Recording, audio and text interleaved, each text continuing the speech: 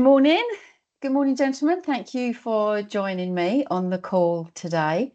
I'm here with Yanil from HOSPA and Gary and Paul from CIMA. And I'm going to first ask you to introduce yourselves and just give us a quick overview of what your role is within your organisation. Gary, if I came to you first. Yeah. So hello, everybody. My name's Gary Smith. I'm one of the employer relationship managers here at CIMA. So my role is to work with employers across the UK all the way through the CIMA journey. So it's working with raising the profile of opportunities that's available within employers. And then once you start within the employer, making sure that the CIMA qualification is right for you, to see where you're going with your career. And then as you're progressing, working with the employers to making sure you're on track to becoming CIMA qualified, where you get the CGMA designation, and then that continued professional development from there on. Okay, so throughout the whole CIMA journey is what I do to support you as a student and employers as well. Thank you. And Paul?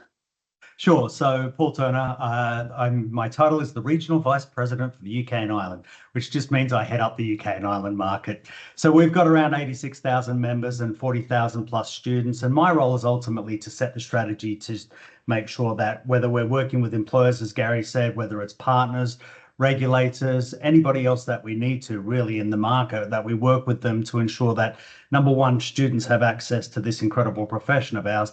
And number two, once a student has progressed to become a member, they get the best possible value out of it. So ultimately, that's my role. It's that caretaker role and that value add role to make sure our members and our students do have a great journey through to membership and a fantastic career afterwards. Thank you. Okay, you're selling it to me. I'm signing up. Okay, thanks. And Yanil, so would you like to just give us a bit of background of yourself and your role at HOSPA? Thank you, Janelle. Good morning, everyone. My name is Yanil Patel. I am the finance tutor for the HOSPA courses. So I am responsible for the effective running of the 3 different HOSPA courses we offer within the area of finance. So my role as a tutor is quite varied, but predominantly to provide support and learning for the various learners we've got all around the world, and making sure that they can effectively get through our course. Thanks, Yanil. Okay, brilliant. So just to explain from a HOSPA perspective, our program in hospitality finance has 3 courses, which those 3 courses together make up the program.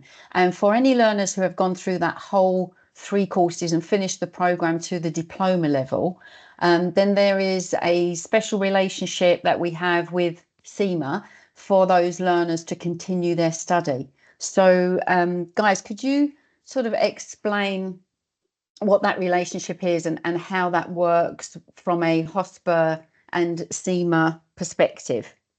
Sure, I'll defer to Gary on this one because I think he's been heavily involved in the relationship and helping set it up. So Gary, I know this is your baby. Why don't you sort of take us through, and if there's anything I can add, I'm happy to.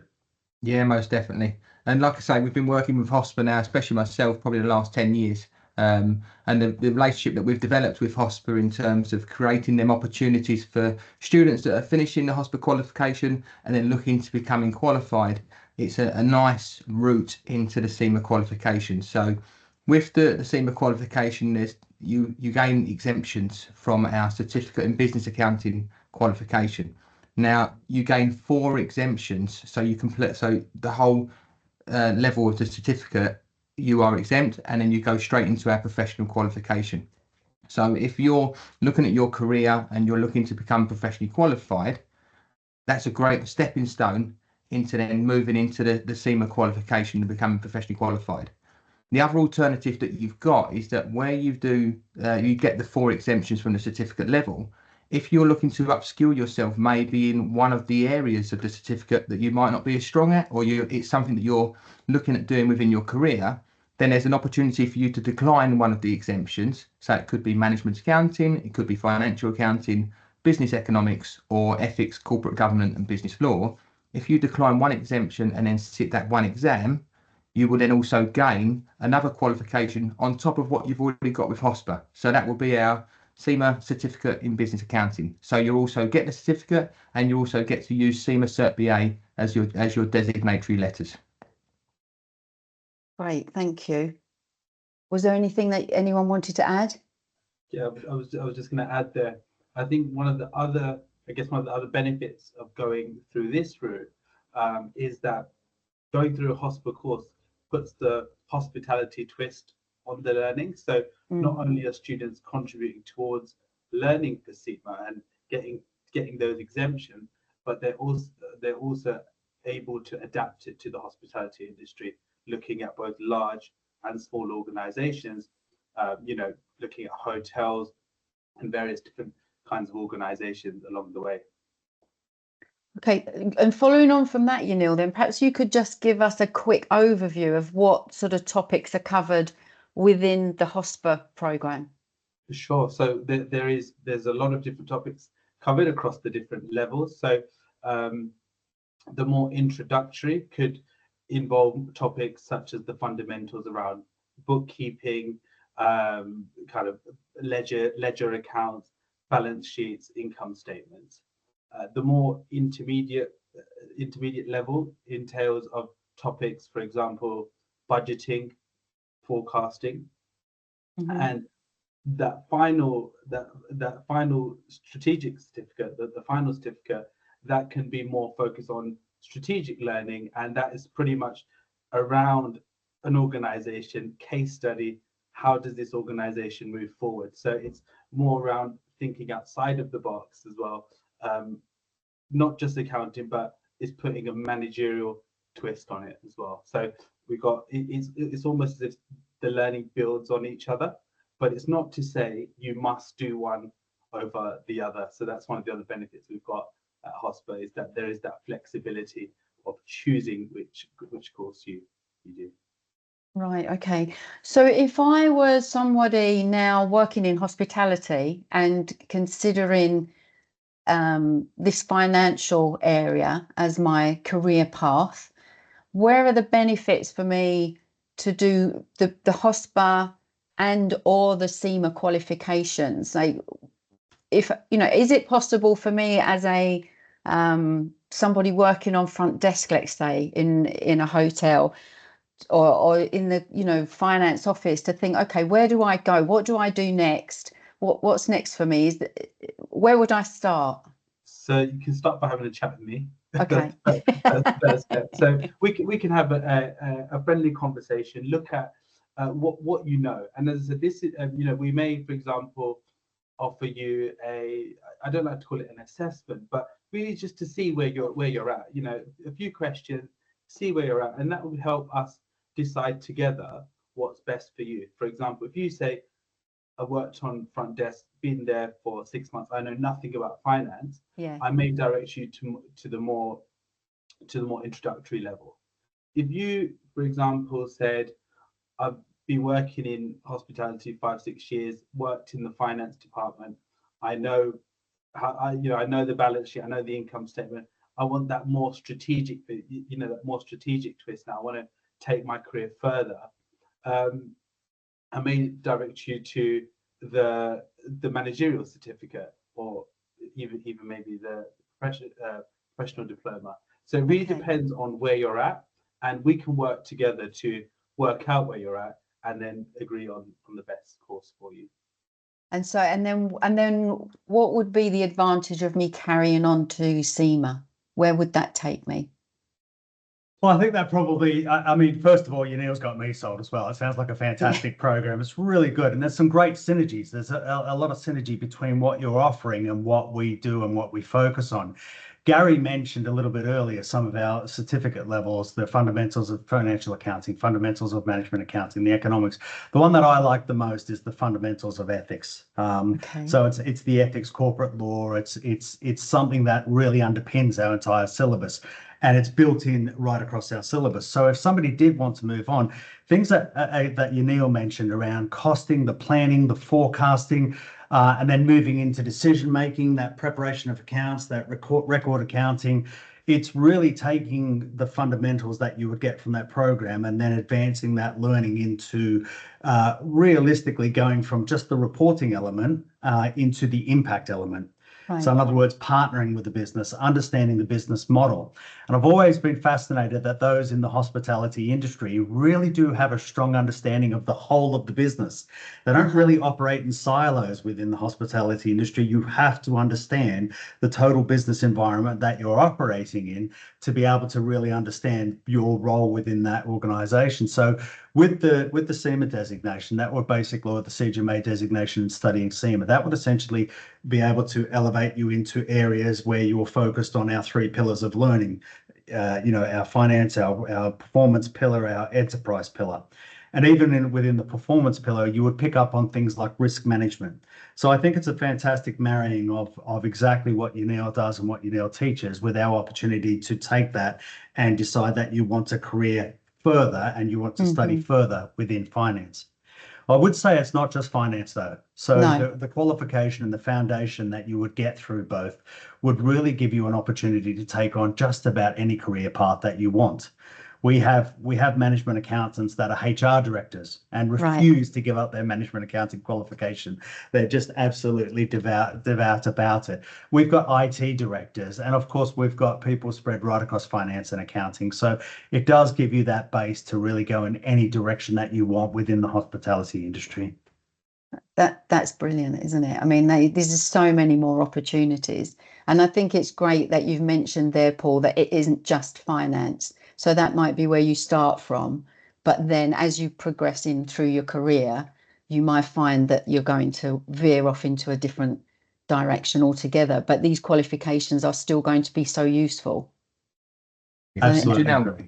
Janelle, I was just going to add to what Paul's saying there is in terms of, yes, we're teaching you them technical accounting skills, but as you need to, finance is a complete different language. You'll know that whether you're studying HOSPA or whether you're studying CIMA, or even if you're just in accounts or finance. It's then, if you're working with different areas of the business, how you then describe that, how you paint the picture of that finance knowledge that you understand, and the skills that you learn, them technical business, people, leadership and digital skills. They're the skills that's going to help set up your career, whether that's career within finance all the way up to CFO, or whether that's going into HR or marketing or whatever it might do, or even sales. The skills that you're going to learn studying once you've finished HOSPA into CIMA is then what then creates the opportunities in terms of where you see your career going. Yeah, absolutely. And as you progress, whatever area you go into, understanding costs and finance for any leader and any, whether you're an HOD in a hospitality business or the general manager, or, when you're working at head office level, it's so important, isn't it, to have that understanding of the financial foundations, if you like. And like you say, Gary, that use the right language. So I think we see that a lot in all of our programs of just, even we have a lot of people that come on the courses who maybe don't want to necessarily follow that area, whatever the topic is, but they want to come because when they go into meetings and they're in a commercial meeting, for example, they need to understand what other people are saying around the table to be able to challenge, right, as well. So all of that is part of this development. So, okay, so my next question then is, how long is it going to take me? So, if I sign up with you at the first introductory level, how long will it take me to get through? I'm a committed learner. I want to go through as quickly as I can, bearing in mind I'm also working full time. But how long realistically is all of this going to take? Definitely, yeah. So each of the courses is a period of 6 months long. Now, one of the other benefits we offer is that flexibility. So you could come to us at HOSPA and say you would like to start your certificate, do your the introductory level start in September perhaps, and that would be 6 months long. In that time, you will have 4 assessments to complete and then a final exam. And on that final exam, actually, one of the other benefits of that is that you're able to, we'll give you that time in advance, you're able to complete that exam, and on successful completion of the assessments and the exam, you can then say to us, you can take your certificate and maybe take a break and then come back to your studies if you want to do the next course, or you could say, look, I really enjoy that. I've got the time. I want to get straight onto that next course. So we have learners that do the one course, maybe do two of them, and sometimes we get all three. So it's really about what works for you. I think just going back to your other point, you mentioned you're working full time. One of the other benefits of the HOSPA courses is that you have flexibility. So if you are working in finance and you're running month end, we understand it's a busy period for you. You may not get around to your studies when you've got your full-time job going on. So we can work with you to help organize your learning and make sure you're able to balance that work commitment and studies commitment as well. And we'll work together to make sure that you're able to get through those 6 months and successfully complete your course. Right. So I've got three levels at 6 months each, so 18 months, and I've finished potentially. If I went to do back to back, I could do that in 18 months. And then I'm now signing up for CIMA. So what happens? How do I go from there? What's my next step? Well, Gary, did you want to start this? Because I know I'll start talking about FLP. So I think you present a balanced case, and then I'll talk about FLP.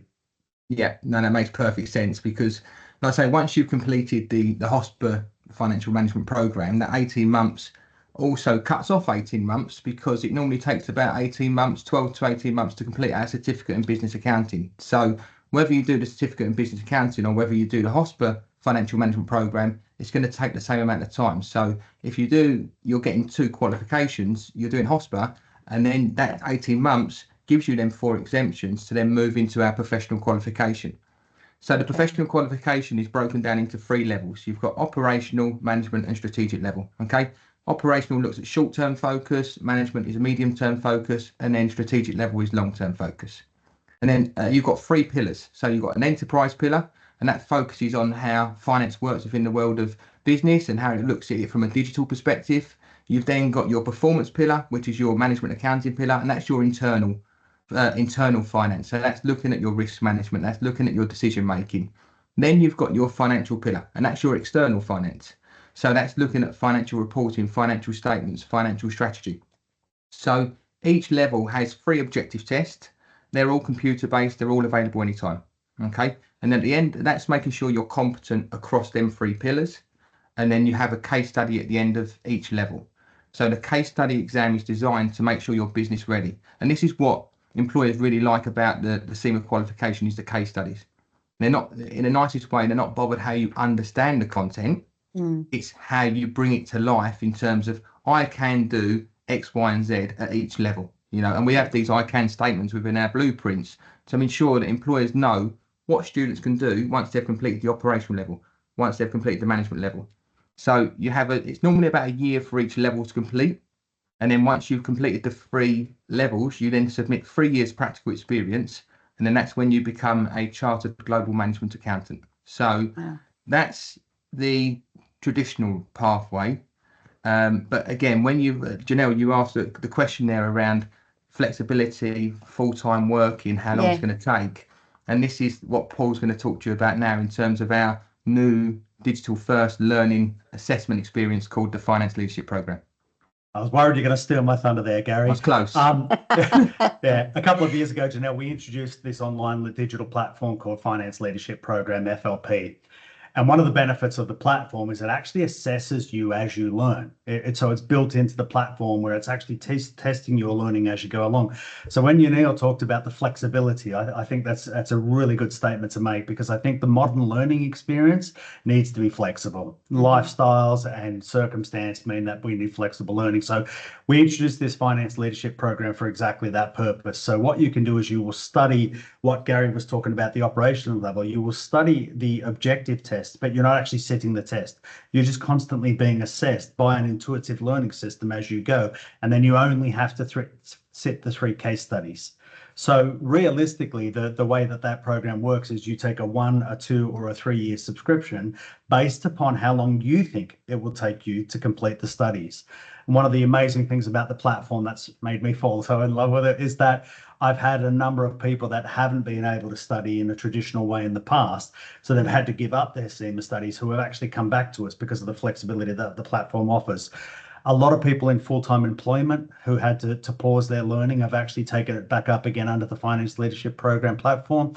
And a lot of mums and dads, a lot of parents who have been able to actually come back and study in bite-sized learning pieces that suit their schedules and, to Yanil's point, suit their workload to a certain extent, have been able to, within that 12, 24 or 36-month subscription period, be able to say, right, well, I can really thrust myself at my learning now, but I know I'm not going to be able to next month with something that's going on with work. So that flexibility it offers means that we're seeing that people are actually completing their qualification much quicker. So they're actually getting through the learning quite a lot quicker. They only have to sit 3 exams instead of the 12 exams, and they're actually just enjoying the journey a little bit more. So when they come out as a member, they're really engaged with the business that they're operating in, because everything that they're learning, they're able to apply it within the industry at the time of learning, which means that it's real life learning. And as Gary said, the employers just absolutely love the fact that they're not just regurgitating a theory, they're taking something that they've learned and applying it to the businesses that they operate in. So that's my unbiased view of the Finance Leadership Program. Paul, I'm just going to add to what you've just said there in terms of what the employers think of it as well, is that especially within hospitality, there's you're doing a lot of work, whatever role that you're in, you don't want that time off, or, whether you've got managers that have got people within finance teams, if you're taking away 9 objective test exams, straight away, that's 9 days that a student would have had to take off to sit an exam, let alone if they then have to retake that exam, let alone if they want to do classroom learning. So the employers really bought into the Finance Leadership Program because they can see it's exactly the same syllabus, it's exactly the same qualification, but at the same time, they've still got their employers doing their job because of the way that it's the bite-sized learning. They don't need to be off all day, or they don't need to leave work early to go to a classroom session. So that's what we've seen from working with employers, that once they've finished the HOSPA qualification, going in to do the Finance Leadership Program continues that flexibility and progression without actually taking more time off to do the CIMA qualification. It's a real win-win, isn't it, for everyone? Yeah, and I think, and as you said, Paul, the way that learning is going now, we see this a lot with our programs as well. People really appreciate having that flexibility.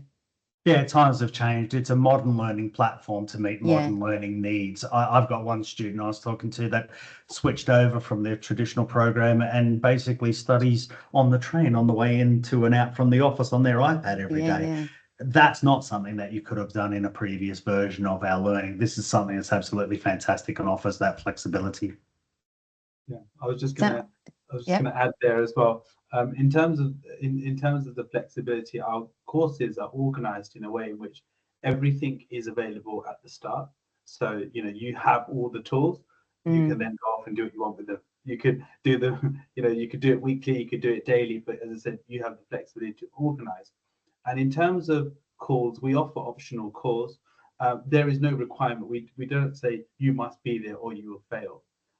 What we say instead is, here's a call, here's a time, do your best to make it if you can. If not, we can record it and send it to you, or we can even organize a separate one. So throughout the 6 months, there's no requirement to be at one place at one time, with the exception of the final exam, which we do ask you to be there.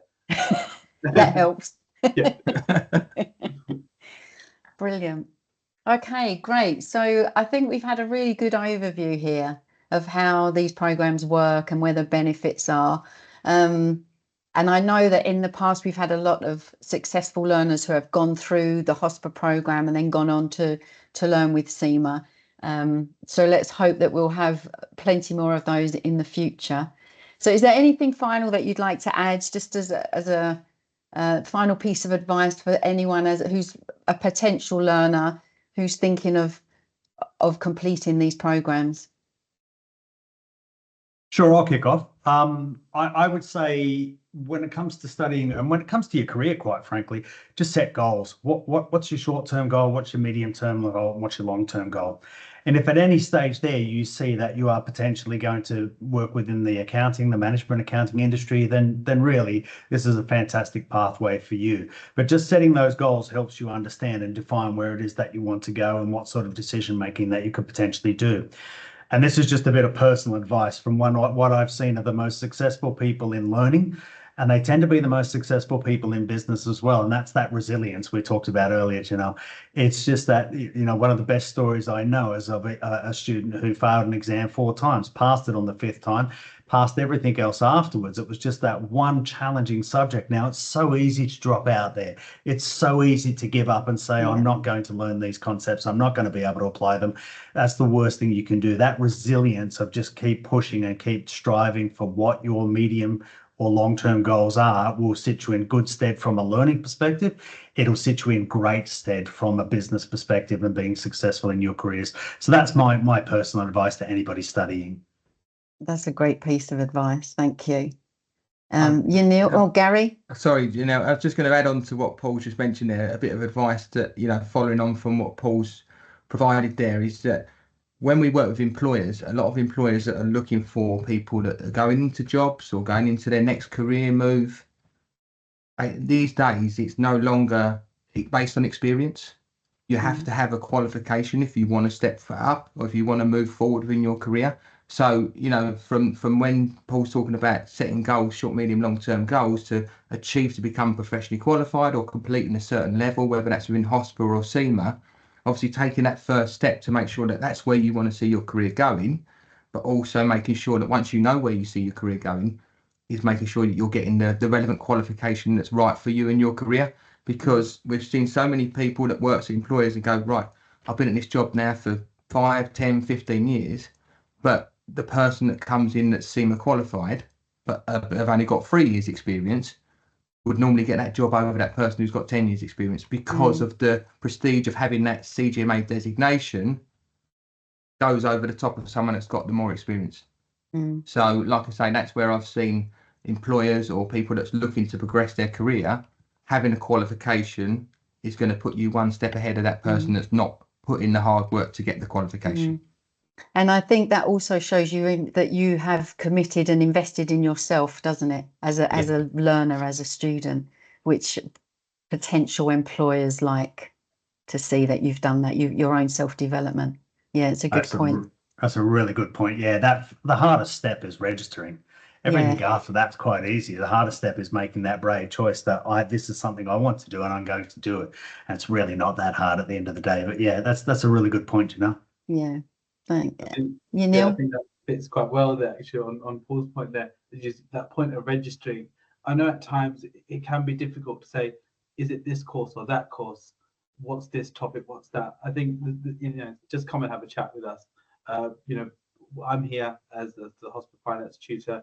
Janelle's there. We can sit down, talk to you, talk through where you're at, what your intentions are, and what we feel is the best option. So we like a friend, a personable, if that's the right approach. So yeah, just come and have a chat. Thanks so much, Janelle. Thank you. And thanks to all of you for your time today. Really appreciate that. Thank you. Pleasure. Thanks for having us. Thanks a lot. Thank you.